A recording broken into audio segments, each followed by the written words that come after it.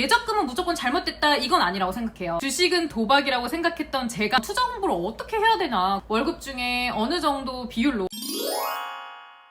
안녕하세요, 미니멀 재테크 호호양입니다. 제가 작년에 올려드린 월급 200만원 월급관리 영상 많은 분들이 봐주셨는데요. 오늘은 200만원 월급관리 후속 영상입니다. 월급 200만원이신 분들이 자기 소득에 어느 정도를 투자를 해야 되는지, 예적금만을 굴려도 괜찮은지 한번 제 의견을 이야기를 해보려고 해요. 제가 요번에 강의를 하면서 이제 질문을 받았는데, 가장 많이 궁금해하시는 분들이 투자를 어느 정도 해야 되는지, 또는 아니면 예적금은 지금까지 잘 하고 있었는데 투자를 시작하려 하는데 어떻게 시작해야 되는지 많이들 궁금해 하시더라고요. 그래서 오늘 제가 세 가지를 말씀드리려고 하는데요. 제가 편견을 깨고 주식 투자를 시작한 이유, 그리고 두 번째는 투자 공부 방법 3단계 알려드릴 거고요. 마지막은 그래서 월급이 200만원이라면 도대체 투자 비중을 어느 정도로 해야 할지 이야기해보려고 합니다. 우선은 본격적으로 이야기하기 전에 예적금이냐 투자냐 이 얘기부터 해야 될 것 같아요. 예적금은 무조건 잘못됐다 이건 아니라고 생각해요.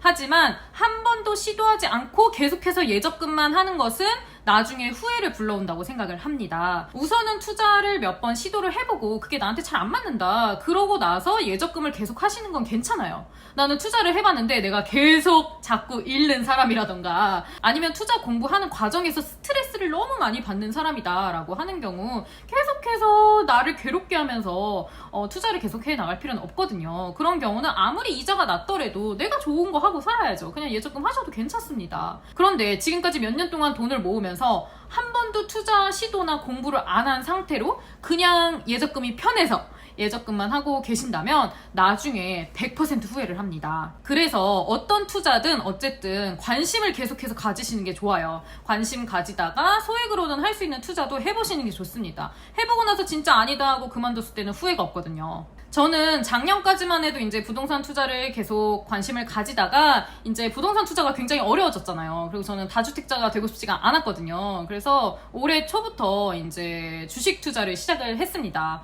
그런데 저는 사실 정말 주식에 대한 편견이 심했던 사람이거든요. 어릴 때부터 부모님한테 주식은 도박이다 라는 이야기를 계속해서 주입식으로 들으면서 자랐습니다. 난 절대 주식은 안 할 거야, 이 얘기를 정말 매일매일 다짐을 했었어요. 그런데도 불구하고 제가 올해 초에 주식을 시작하게 된 이유, 우선 첫 번째는 이자가 너무 낮습니다. 예적금만으로는 이제 아무리 복리 효과를 본다고 해도 빠르게 부자가 되기가 굉장히 어려워졌어요. 그렇죠. 요즘 이자 막 특판이다 이런 것도 3%더라고요. 예적금이. 이제 예적금은 그런 것 같아요. 예적금은 그냥 돈을 묶어놓는다라는 의미만 있지 이자나 수익은 생각하시면 안 된다고 생각을 합니다. 돈을 억지로 모은다, 억지로 모으기 위해서 예적금을 활용하는 거 굉장히 좋습니다. 그거 이외에 수익을 기대하시는 거는 이제 현명하지 않다고 생각이 들어요. 그리고 제가 주식 투자를 시작한 두 번째 계기는 무엇이냐면, 부동산 투자를 하면서 제가 실패를 했다고 했잖아요. 저번 영상에 제가 한번 말씀드렸는데, 그렇게 실패를 하고 나서 제가 배운 게 너무 많았어요.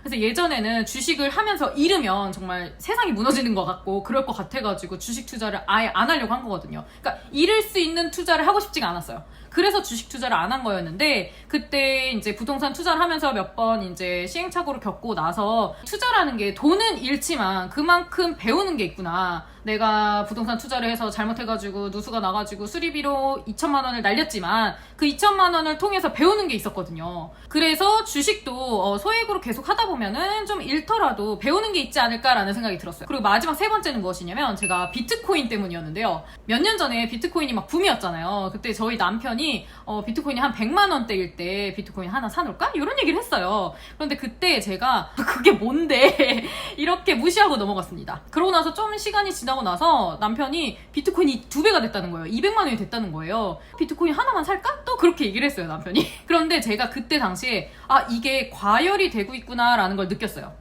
이게 사람들이 진짜 저게 뭔지도 모르고 도박처럼 과열이 되고 있구나, 사람들이 저걸 많이 사겠다 혹해가지고 그런 생각이 들었어요. 그런 생각은 들었지만 나는 이게 왜 오르는지 모르겠고 전혀 모르겠으니까 나는 안 하겠다라고 결정을 했어요. 그러고 나서 몇 개월 지나니까 비트코인이 1,000 몇백만 원이 되더라고요. 그때 어떤 생각이 들었냐면, 바보구나 내가.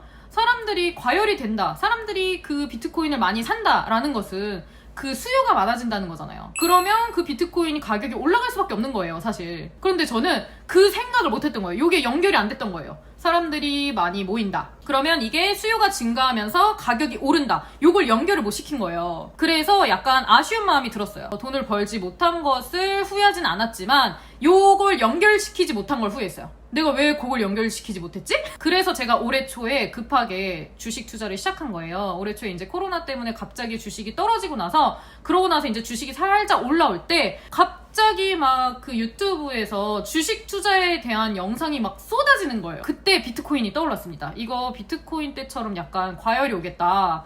사람들이 주식 투자를 많이 시작하겠다라는 느낌이 왔어요. 와, 이거 진짜 오르겠다 라는 생각이 들어서 올해 초에 주식 투자를 시작을 한 겁니다. 그렇다고 제가 뭐 주식으로 엄청난 수익을 얻은 건 아닙니다. 그래서 오히려 제가 더 이렇게 당당하게 공부를 하시라고 말씀을 드리는 거예요. 저는 국내 주식 투자로 좀 돈을 번 것을 얼마 전에 테슬라로 모두 다 날렸습니다.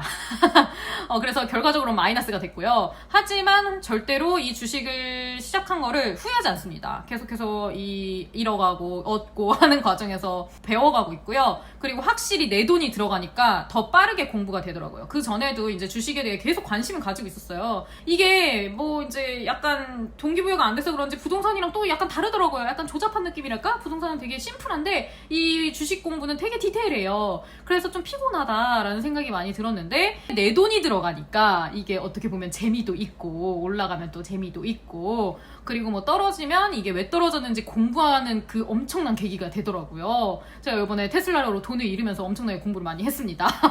그래서 크게 도움이 되고 있다고 생각이 들어요. 그래서 여러분들도 꼭 주식이 아니더라도 뭐 ETF도 괜찮고요. 아니면은 뭐 제 친구 같은 경우는 P2P를 하는 친구도 있더라고요. P2P도 이제 제도권 안으로 들어온다고 하니까 괜찮을 거라고 생각이 들어요. 제도권 안에 들어온 거는. 그런 투자도 괜찮고, 소액으로 계속해서 투자를 해야 공부가 되는 것 같아요. 아까 말했듯이 내 돈이 들어가야 공부가 되거든요. 주식 투자를 먼저 시작한 대학 동기들이 몇 명 있어요. 그러면 와, 아는 게 너무 많더라고요. 확실히 내 돈을 집어넣고 몇 년씩 이제 투자를 계속한 친구들은 그 내공이 다른 것 같아요. 그러면 투자 공부를 어떻게 해야 되나 궁금하실 것 같아요. 그래서 제가 어떤 투자든 공부를 할 때 그 과정을 알려드리려고 합니다. 우선 제가 부동산 투자할 때도 이렇게 시작을 했고, 지금 주식 투자할 때도 이 과정을 거쳐가려고 하고 있어요. 계획을 하고 있어요. 투자 공부 방법 과정 3단계인데요. 1단계는 무엇이냐면 유튜브, 블로그, 아니면 카페 등을 이용해서 우선은 무료로 내가 찾을 수 있는 정보들로 공부를 하는 겁니다. 그러니까 처음에 약간 시장조사 단계라고 해요. 요 간을 보는 거죠. 내가 이걸 투자를 잘 할 수 있을까? 내가 공부할 만큼 좀 만만한가? 이런 걸 좀 간을 본다고 생각하시면 돼요. 제가 블로그 같은 경우는 아직 이제 시작 단계라 누군가를 추천드리긴 좀 어려울 것 같고, 유튜브 같은 경우는 저는 3프로랑 그리고 신사임당님 채널은 계속해서 보고 있습니다.